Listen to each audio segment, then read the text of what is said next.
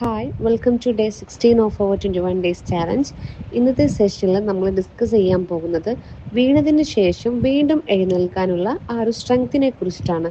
കാരണം ലൈഫിൽ challenges experience ചെയ്യാത്ത ആളുകൾ ഉണ്ടാവില്ല. ചില ദിവസങ്ങളിൽ നമ്മൾ വളരെയധികം മോട്ടിവേറ്റഡ് ആയിരിക്കും.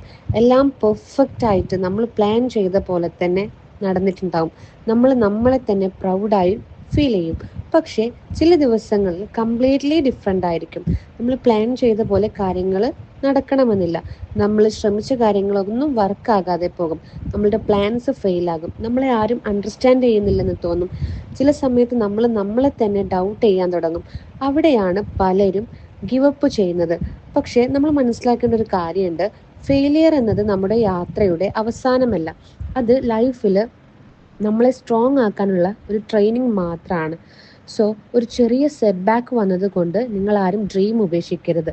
കാരണം ഓരോ സ്ട്രോങ് പേഴ്സൻ്റെയും പിന്നിൽ ആരും കാണാത്ത ഒരുപാട് സ്ട്രഗിൾസ് ഉണ്ടാകും. പുറത്ത് ചിരിക്കുന്ന ഒരാൾ പോലും ഒരുപാട് സൈലൻറ്റ് ബാറ്റിൽസ് സ്ട്രഗിൾ ചെയ്ത് അതിനോട് ഫൈറ്റ് ചെയ്യുന്നുണ്ടാകും. പക്ഷേ അവരെ ചെയ്ത കാര്യം എന്താണെന്നറിയോ? അവർ സ്റ്റോപ്പ് ചെയ്യുന്നില്ല. അവർ വീണെടുത്ത് നിന്ന് വീണ്ടും എഴുന്നേറ്റു, വീണ്ടും ട്രൈ ചെയ്തു, അവരെ വിശ്വസിച്ചു. സോ നിങ്ങളുടെ ഫെയിലിയർ നിങ്ങളെ ഡിഫൈൻ ചെയ്യുന്നില്ല. നിങ്ങൾ അതിന് ശേഷം എങ്ങനെ കംബാക്ക് ചെയ്യുന്നു എന്നതാണ് നിങ്ങളെ ഡിഫൈൻ ചെയ്യുന്നത്. നമുക്കറിയാം, ഒരു റബ്ബർ ബോൾ താഴേക്ക് അടിച്ചാൽ അതിലും ശക്തിയായിട്ട് അത് മേലോട്ട് തിരിച്ചു വരും, അല്ലേ? അതുപോലെയാകണം നമ്മുടെ മൈൻഡ് സെറ്റ്. ലൈഫ് നിങ്ങളെ താഴേക്ക് തള്ളുന്ന സമയത്ത് നിങ്ങളുടെ കംബാക്ക് അതിലും പവർഫുൾ ആയിരിക്കണം. റെസിലിയൻസ് എന്നത് ഒരിക്കലും കരയാതിരിക്കുക എന്നതല്ല, കരഞ്ഞിട്ട് മുന്നോട്ട് പോകുക എന്നതാണ്. ഭയപ്പെട്ടിട്ടും വീണ്ടും നമ്മൾ ട്രൈ ചെയ്യുക എന്നതാണ്.